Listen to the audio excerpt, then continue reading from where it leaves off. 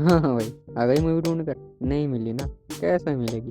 आप हमें तो सब्सक्राइब करते नहीं हो। चलो आ गए तो मूवी लेकर जाओ। वीडियो के कमेंट बॉक्स में लिंक है। कमेंट बॉक्स में जाके पहला कमेंट चेक करो और पूरा तरीका देखो कैसे मूवी डाउनलोड करनी है। और अगर मूवी डाउनलोड हो रही है तो वीडियो को लाइक और शेयर करो, और रिलीज वाले दिन ही न्यू मूवी देखने के लिए चैनल को सब्सक्राइब करो। चलो, इतनी मूवी डाउनलोड हो रही है, थोड़ा सा मूवी को समझ लो। इमरान हाशमी देखने को मिलने वाले हैं। ये मूवी 2019 में आई मलयालम मूवी ड्राइविंग लाइसेंस का रीमेक है। मूवी की स्टोरी में एक फेमस एक्टर को ड्राइविंग लाइसेंस लेने के लिए आरटीओ आना पड़ता है, जहां पर उसकी एक सेल्फी के चक्कर में वहां के इंस्पेक्टर से आर्गुमेंट हो जाती है और वो ड्राइविंग लाइसेंस देने से मना कर देता है। उसके बाद उस एक्टर के साथ क्या होता है, जानने के लिए इस वीडियो को पूरा देखें। साथ ही चैनल को सब्सक्राइब करके वीडियो को लाइक भी कर दें।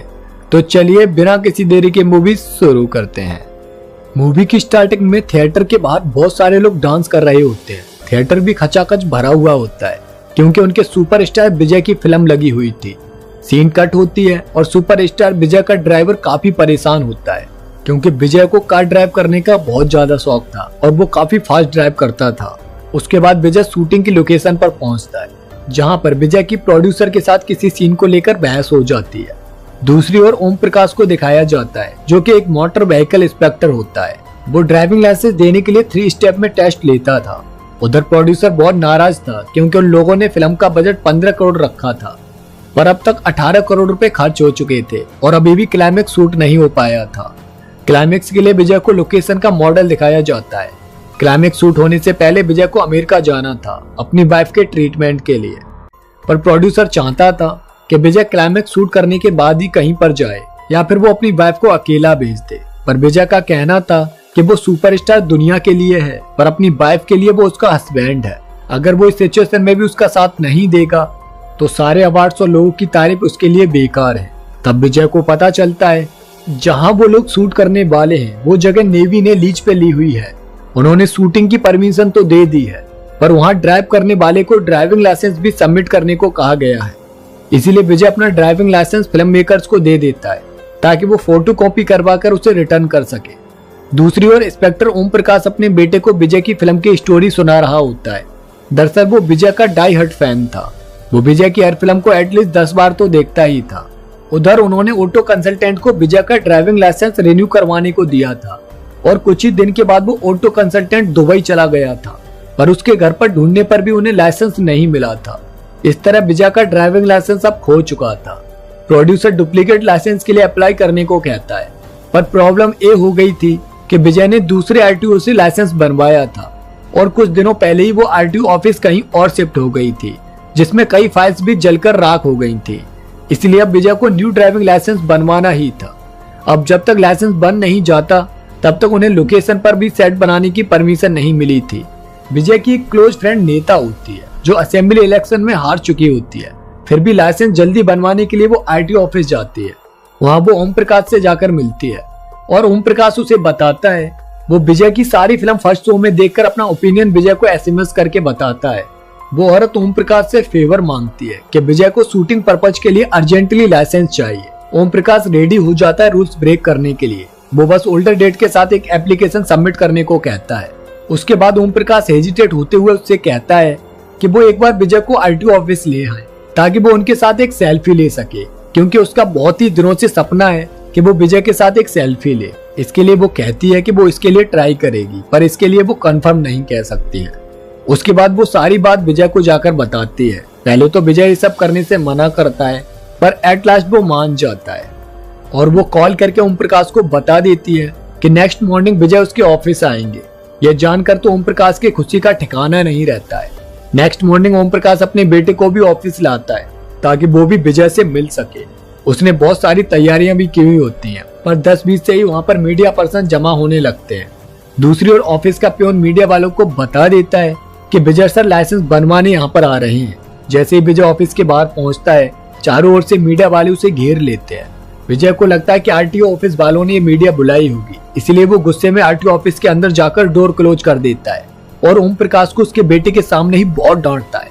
वो ओम प्रकाश को बोलने का मौका ही नहीं देता है।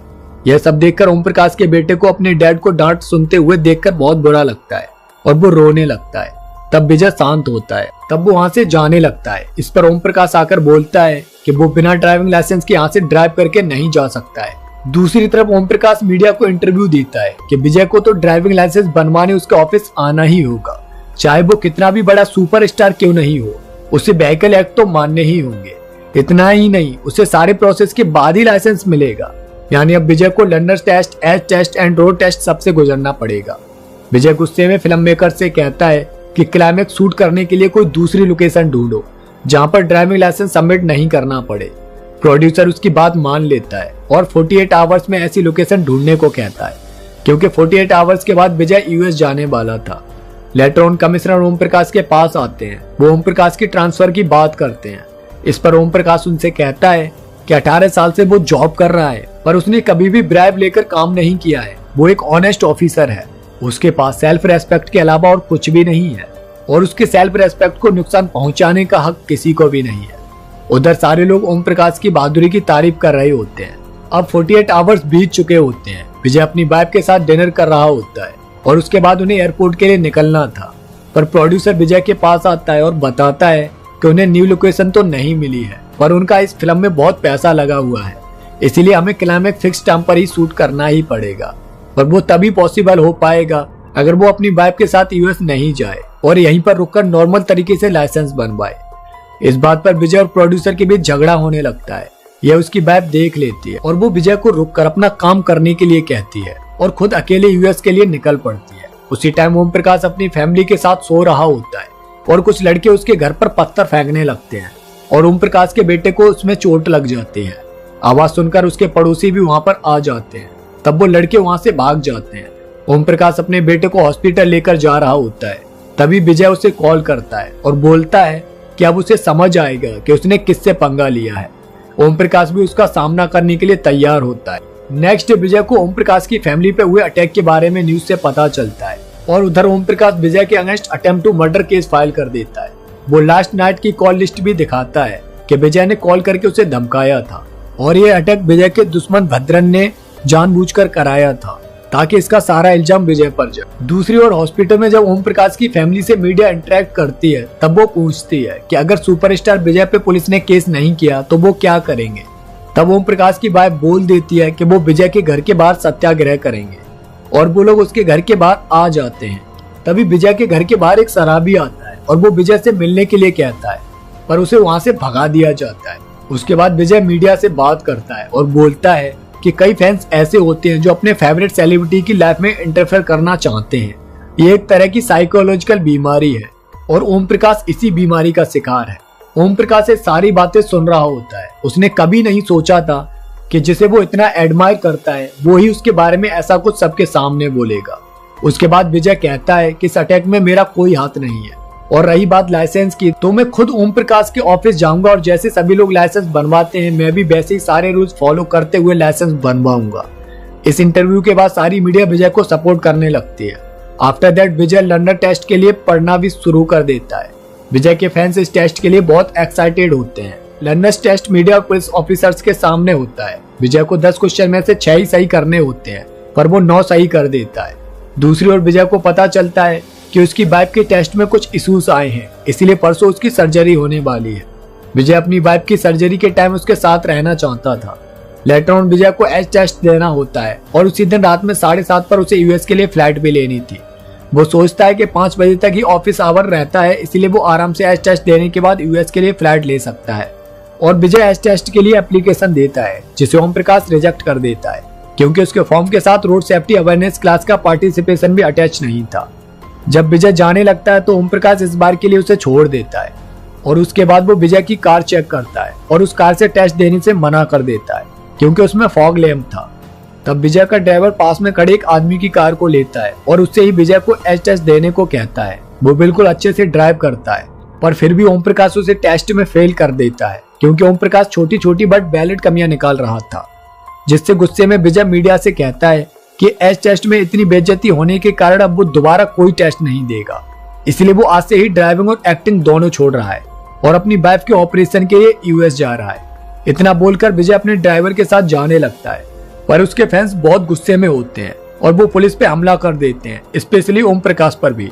यह देखकर विजय वापस आता है और ओम प्रकाश को लोगों के बीच से निकालकर अपनी गाड़ी से उसे उसके घर पर ड्रॉप करने जाता है। ओम प्रकाश काफी घायल हो चुका था।